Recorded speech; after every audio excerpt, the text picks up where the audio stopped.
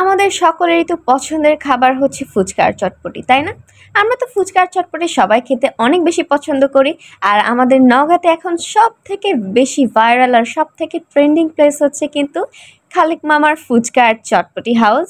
তো তোমরা তো সকলেই জানো যে খালেক মামা কত টেস্ট অ্যান্ড কত অথেন্টিক ফুচকা অ্যান্ড চটপটি বানায়।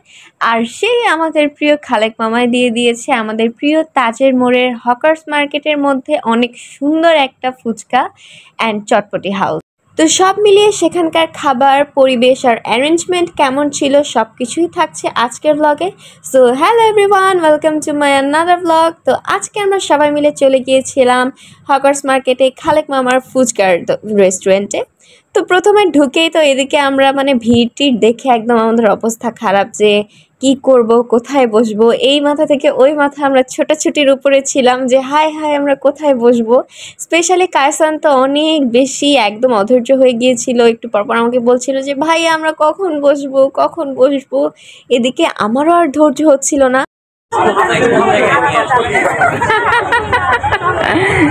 নওগাঁতে যে এরকম চটপটি আর ফুচকার দোকান তুই নিশ্চয়ই দেখে একটু অবাক হলি। মামা খাওয়া যাবে না, খাওয়া যাবে একটু সময়, মানে যেটা বসতে গেলে অর্ডার আগে পাস করতে হচ্ছে। এখানে খালেক মামার এখানে সিট পাওয়ার জন্য দাঁড়িয়ে থাকতে হচ্ছে সিটের পাশে টেবিলে, যেই টেবিলে যাচ্ছে মানুষজন আগে দাঁড়িয়ে আছে। আমরা এই আন্টিদের খাওয়ার আগে এসে দাঁড়িয়েছিলাম জায়গা নেওয়ার জন্য। ভাই কোনো সিরিয়াল নেই। এই যে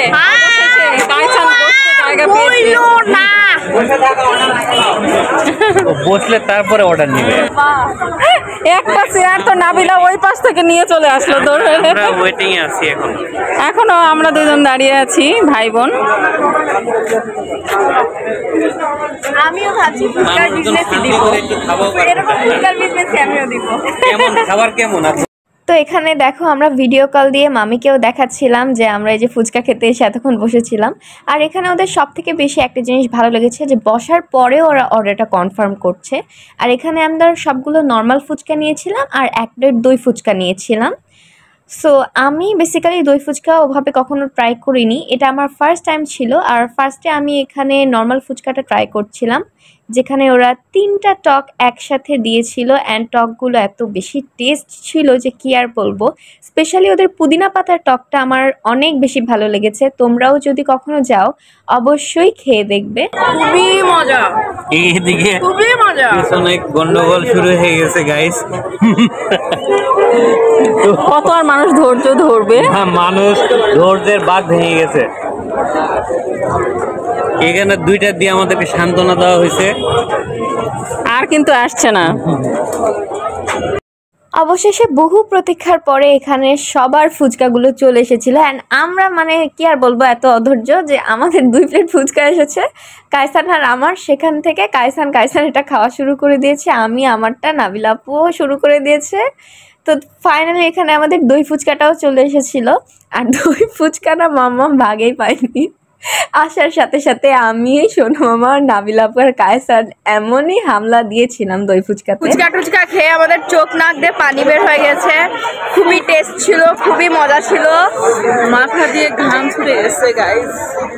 পুদিনার টক ছিল দুটো, পুদিনার ওই টক দুটো একদম, তবে দামটা অনেক বেশি। অনেক ভালো লেগেছে, অনেক বেশি টেস্ট। অবশ্যই সবাই ট্রাই করতে আসবে, খুবই মজা। দই ফুচকার দাম হচ্ছে, আগে আপনাদের বলে দিই, দই ফুচকার দাম হচ্ছে 160 টাকা। হ্যাঁ, আর নর্মাল ফুচকা হচ্ছে 100 টাকা। মামা